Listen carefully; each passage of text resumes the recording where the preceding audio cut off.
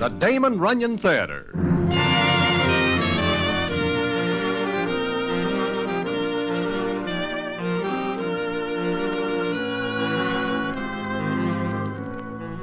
Once again, the Damon Runyon Theater brings you another story by the master storyteller, Damon Runyon.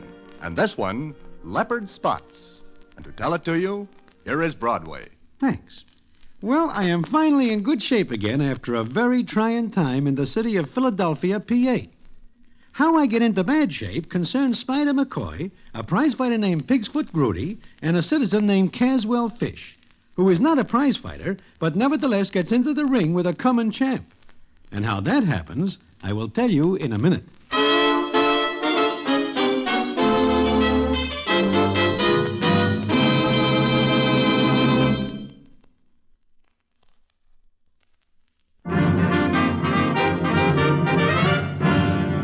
And now back to the Damon Runyon Theater and the famous story, Leopard Spots.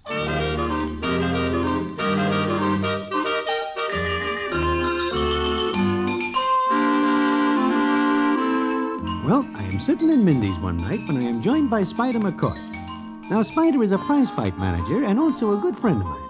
So when he joins me, I am glad to see him. And the scene is as follows. Hello, Broadway. Hello, Spider. What is the score? Well, I ain't counted it up yet. But I see you are doing nothing, so I come over. I am glad you do. Uh-huh. Say, how would you like to take a little run over to Philly, PA? Why? Well, as you know, I am the manager of Pigsfoot Grudy. Good old Pigsfoot. How are his eyes? Eyes? Eyes? There was something wrong with his eyes? The last time I see him, they are giving him trouble from staring up at the bright lights over the ring. Oh, that. It is only temporary. Uh-huh. It lasts only about 10 seconds. But what is this about Philly? I think maybe you would like to be Pigsfoot's second there. Uh-huh. Who is he fighting? Chester Nubbs. Chester Nubbs? Spider, why do you not put old Pigsfoot into the ring against a platoon of Marines? Chester Nubbs needs one more match to warm up for his bout with the champ. He could not even work up a freezing temperature fighting Pigsfoot. I look at it this way. It takes Chester 2 or 3 rounds to get warmed up. Pigfoot's always good for 2 or 3 rounds. Then he gets careless. He has a glass jaw. And not a very good grade of glass. Well, it is his affair, and yours. Uh-huh. Will you be his second? The way I look at the fight, I will be his last. But, okay, I will go with you to Philly, PA.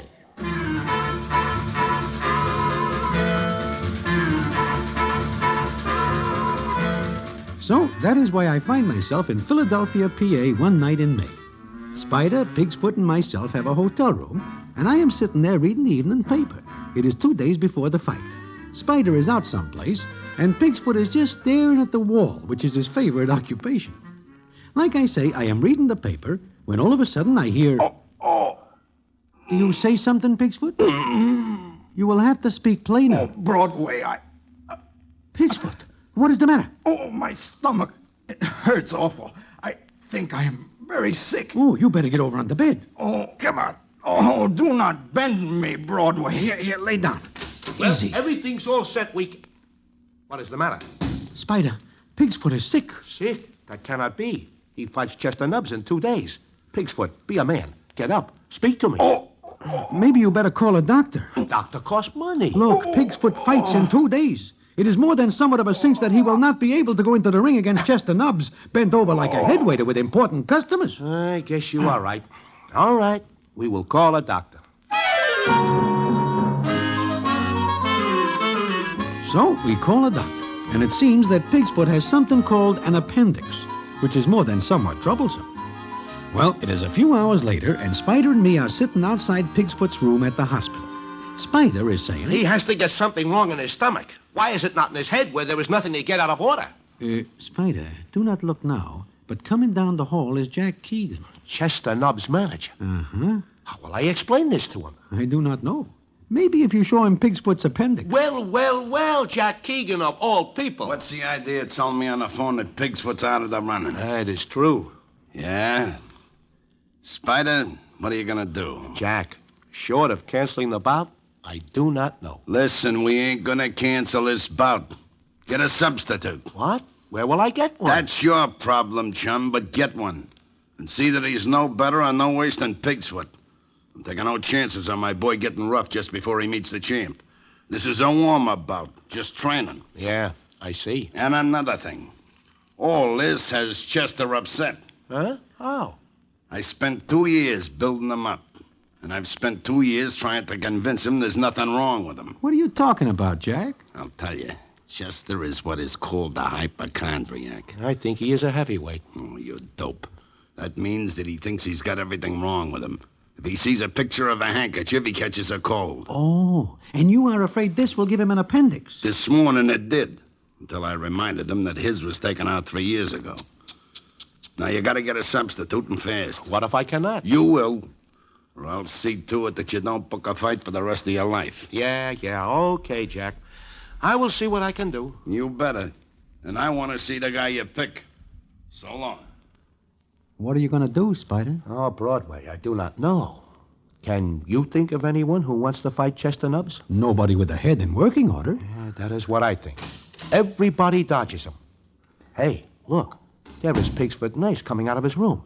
I got to ask her if maybe Pigsfoot can make the grade by day after tomorrow. Oh, Miss Nurse. Yes, were you calling me? Yeah, how is he? How is old Pigsfoot? Mr. Grudy? The same. How is he? Oh, doing very nicely. He has a fine constitution. Sure.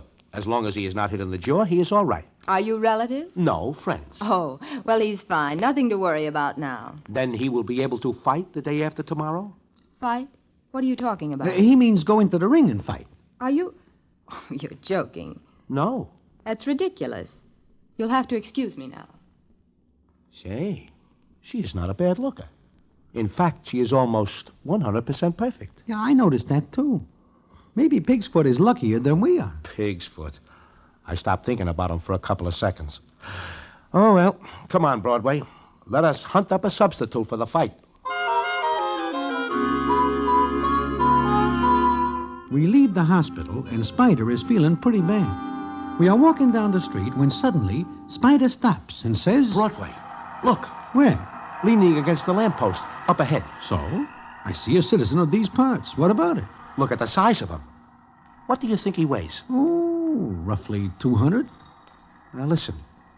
Let's go up and talk to him.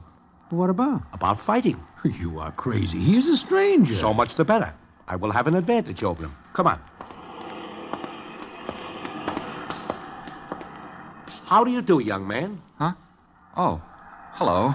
Can you direct me to Oliver Street? Oh, I'm sorry, but I'm a stranger in Philadelphia. Oh, so?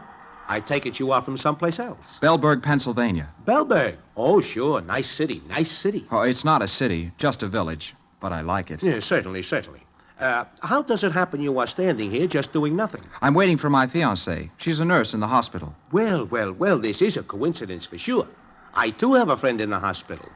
Do you work here in Philadelphia? Oh, no. I came here to visit Babs, my girl. She'll be off in an hour. Then you have an hour to kill. Well, yes. Why? My name is McCoy, Spider McCoy. Well, I'm pleased to meet you. My name's Caswell. Mr. Caswell, I'm glad to meet you. Oh, that's my first name. My last name is Fish. Indeed. That is a coincidence also. My mother's cousin's name is Haddock.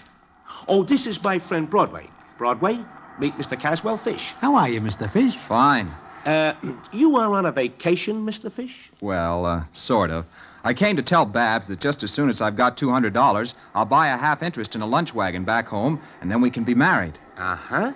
Then I take it you do not have the 200 dollars? Why are you asking all these questions? Look, there is a coffee shop across the street. Why do we not repair to it and talk? What about? About $200? Maybe even $250? What are you up to, Mr. McCoy? My ear's in trouble. But you can help me, and I will be able to help you realize your dream of having half a lunch wagon. Let us go.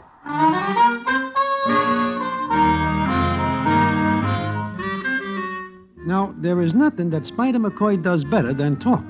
So it is no more than 15 minutes later, and he has got Caswell Fish talked into fighting Chester Nubbs. I am not happy about this because I am beginning to like Caswell.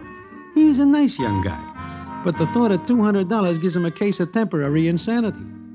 Caswell agrees to meet Spider at the gymnasium to start training. He has got 1 day to get ready. Then at the gym, the scene is as follows. Well, Broadway, I feel much, much better. Look, Spider, what about this Caswell? He knows nothing about fighting. He knows nothing about Chester Nubs. What he does not know will not frighten him. But the odds are a little more than 6 to 5 that Caswell Fish will take a terrible shellacking. He is big and strong. He will recover quickly. Besides, does he not get his 200? How much do you get? 1,800. But look at all the worrying I do. For who? Now look, I am making Caswell Fish very happy. He gets his dough. He buys half a lunch wagon at Bellberg. Gets married. I have a funny feeling that the wedding will have to be postponed until he is able to enjoy it. Shh, look. Here comes Jack Keegan. Well, Spider, where is he? Who? Didn't you call me and say you'd found a boy? Oh, sure. The Leopard Kid. The who? The Leopard Kid. He is called that because of the animal in him. Never heard of him. Between you and me, neither does anyone else. What? Look, Jack, you know the fans will pay to see Chester fight, even if he goes into the ring against his own grandmother. What difference does it make who the Leopard Kid is? Spider, so help me. If you're pulling a fast one, I'll kill you. I didn't bring my boy up from ham and egg prelims to see him get shelled by a lucky palooka. Jack, this can never happen. It better not. Now, another thing. Chester goes to see Pigsfoot at the hospital. He sees Pigsfoot's nurse there, and he falls in love with her. What is the matter with that? Just he has stopped training to be at Pigsfoot's bedside because Babs is there. Oh. I am now going to drag him away from Babs Kugel. I'll come back later and see your boy. Spider, what if this Caswell Fish does get lucky? Not a chance. Watch it. Here he comes. Well, Mr. McCoy, it's all set. I called my girl and told her I took a job upstate and won't be back for a week. You see, that way she won't know I'm going to fight. I don't think she'd like it. Sure. Now, we better get to work. Sure. Gee, $200 just for fighting. You ever fight before, Caswell? No, I don't like to. You do not like to. I see. But I'll do it, because it means Babs Kugel will become Mrs. Cas... What is her name? Babs Kugel. She's a nurse. Why? Nothing. Nothing at all. Except that I think I will need her very soon.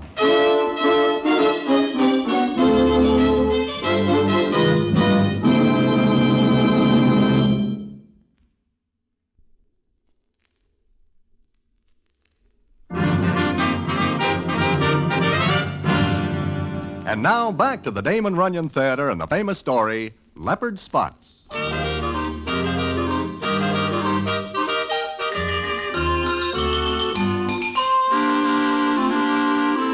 Well, that is all I need to hear.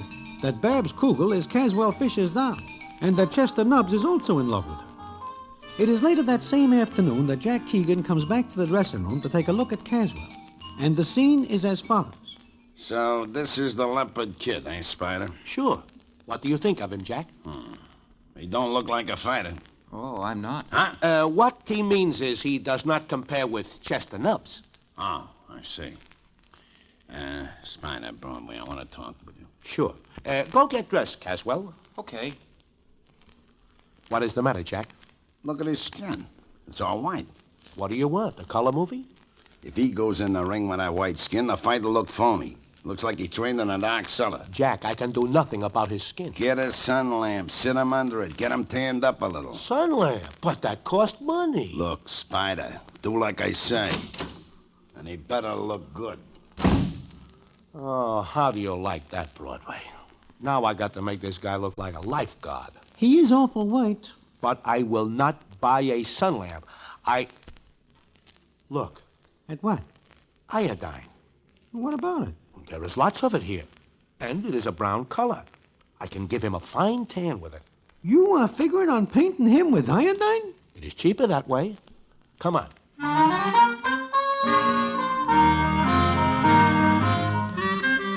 And it is done. Caswell puts up a kick, but Spider starts talking again and raises Caswell's end of the purse to $235. After about 2 minutes, the iodine starts to sting and has to be washed off. But there is a catch. It comes off only in spots, and Caswell looks very peculiar indeed. But Spider is enthusiastic because he says this makes Caswell very picturesque and colorful and lives up to his name, the Leopard Kid. Well, it comes up the morning of the fight. Spider is out eating, and I am waiting in the dressing room at the gym when in walks Jack Keegan, and the scene is as follows. Where's Spider, Broadway? Here's eating. And the Leopard Kid? Getting into some trunks for a light workout. Uh-huh. They're There is something on your mind? There is. I'm worried. You are? Yeah. Broadway, if you and Spider are trying to pull a surprise, don't. Jack, I promise you, there is nothing surprising about this except the fact that I do not go right back to New York. You can't. Huh? Why not? Last night I got to thinking. Spider is a pretty dodgy character. So I thought maybe he might have something up his sleeve. Like what, for instance? Like a double cross. Maybe this Leopard kid is very good. No. He might be. So, I got a couple of friends of mine to keep an eye on, both of you. Oh. Yeah. Also, Chester is top-heavy over this Kugel doll, and he's bringing her to the fight tonight. What? Oh, no. Yeah. He wants to show her what a fighter he is. I see. He plans to open up in the first round. Now, Chester is a slow starter, and it takes time for me to figure out the other boy's style and give Chester a plan. So? So, if Chester loses his head to look good in front of that doll, and your boy gets in with a lucky punch, you see? I see. Why did he have to fall in love with that Kugel dame? This is a funny world. And a small one. Yeah. And it'll get smaller for you and Spider if anything happens. Remember what I said. Did he say Kugel? Huh? Well, Caswell, I do not see you standing there. I am. Broadway. Did he say Kugel? Hey, it must be some other Kugel. He meant Babs, didn't he? Babs? Babs? Who is Babs? You know who she is, my girl. Now, look, Caswell. So, as soon as my back's turned, she's untrue. Now, look, Caswell. All right, let her be. But I'll show that Chester Nubbs a thing or two. You will what? I'll kill him. I'll go right after him. He will murder you. Maybe, but not before I show him a thing or two. Believe me, Caswell, you will show nobody anything but how still you can lay down on the canvas. I heard what Keegan said. You're afraid for your own skin. No. Well, not only that, but you will get hurt, maybe real bad. I'll take that chance. Come on, train me. Oh, the fight is tonight, and you say train. I've got to get in shape. Caswell, look, there is a way out for all of us. Get sick. Have an appendix. Mine was taken out 10 years ago. Well, catch cold. No. Get sick in any direction, any way. The fight will have to be postponed. I'm going to fight Chester Nubbs and show him and Babs Kugel a thing or two. Now, I'm going to train.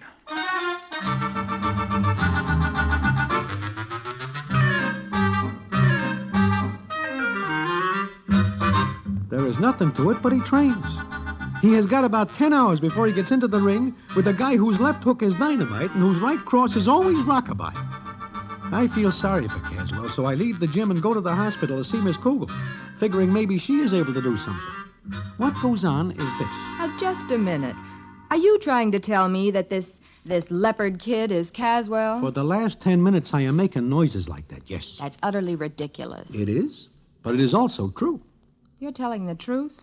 I am telling the truth. Well, he lied to me. He said he took a job upstate. But he only does this so he can get the money to marry you, Miss Kugel. Well, he could have come to me and told me. I do not think you have much room for criticism, Miss Kugel.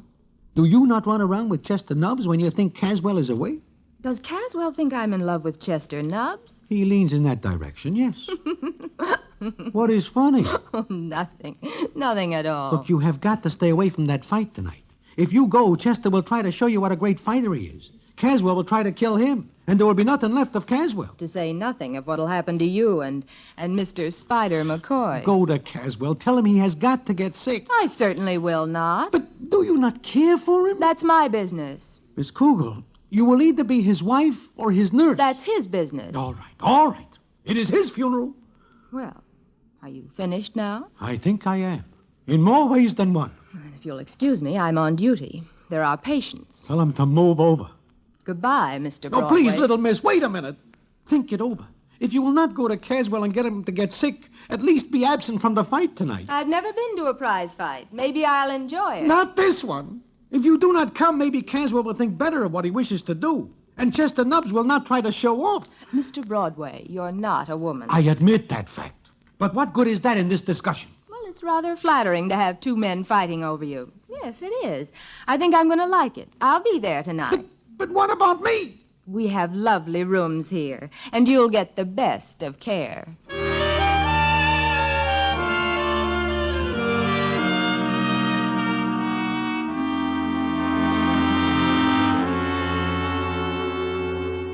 I do not like the way she says that, or the thought behind it. Well, the night comes on very fast.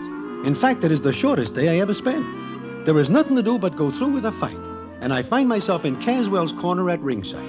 The place is packed with fans who are here to see Chester Nubbs do away with another opponent. Spider is very nervous, and so am I, because right back of us are two citizens who are not here for the fight. They watch us.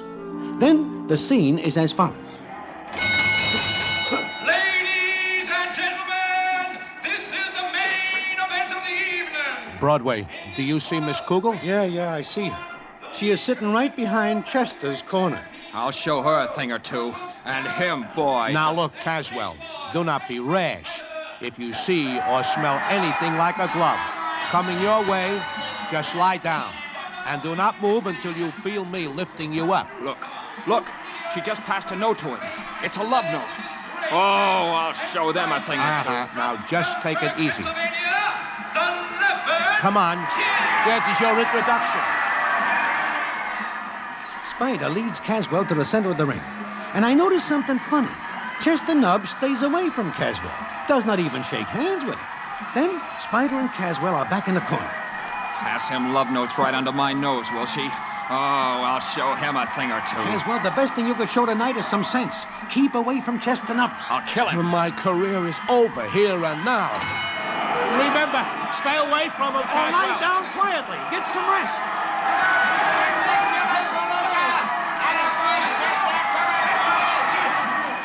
Broadway, do you see what I see?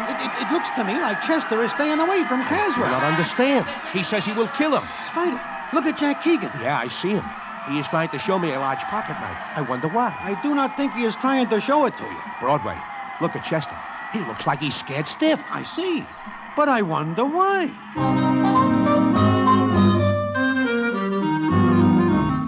Well, that is the way it goes. Chester Nubbs keeps away from Caswell, and Caswell chases him around the ring. The crowd applauds at first because they think Chester is showing how good he is. Then they realize that Caswell is chasing Chester. This goes on round after round. And it comes up the last round, and nobody hits anybody else. But the crowd is cheering Caswell for going after Chester. Then the fight is over, and we are in the corner. Why didn't you head him off when he came around this way? I want to kill him. Be quiet. They are going to announce the result. Ladies and gentlemen, the winner, the Leopard King. We win! We win! I finally managed to win them. Don't let him get out of the ring. I'll catch my breath and I'll kill him. Spider, do not look now. But those two citizens are coming over to us. Caswell, do I not put you in the ring and bring you fame and fortune? Huh? Why, sure. Look, those two guys coming at us. They wish to rough us up. They are male. They are friends of Chester Nubbs. Oh, they are they? Well, I'll teach them a thing or two. Caswell! Caswell! Friends of his, huh? All right. Here's where I get even.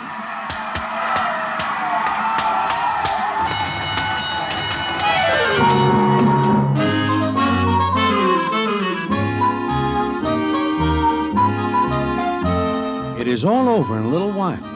Caswell cools off Keegan's boys, and the gendarmes get us to the dressing room. Now, that is not the end of the story.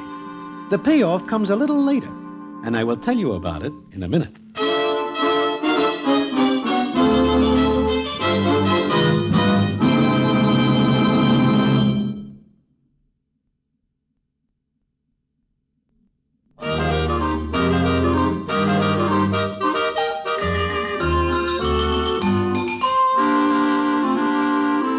Well, like I say, we are in the dressing room. Spider is very happy because he thinks he has a coming champ.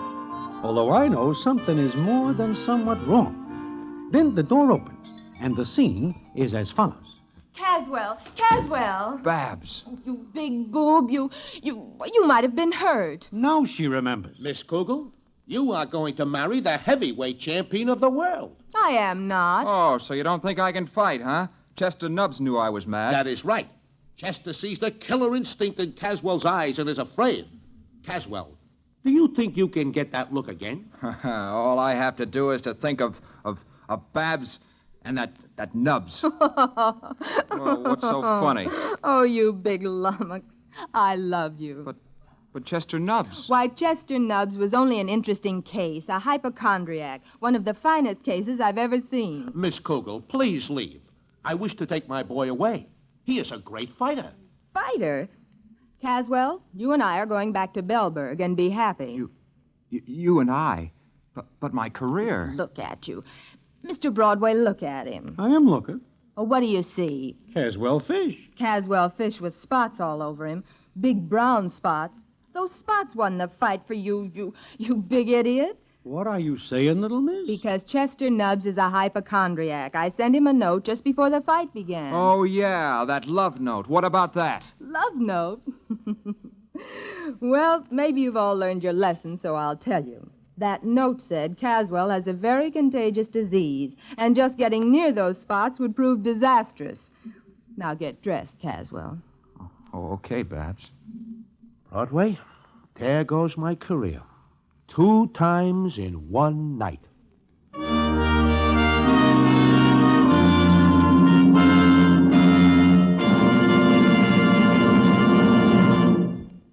And so ends the famous Damon Runyon story, Leopard Spots. Listen in again next week for the Damon Runyon Theater.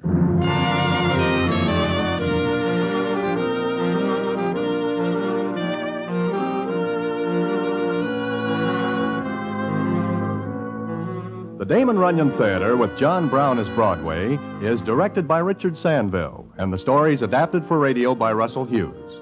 Vern Karstensen is in charge of production. This is a Mayfair production.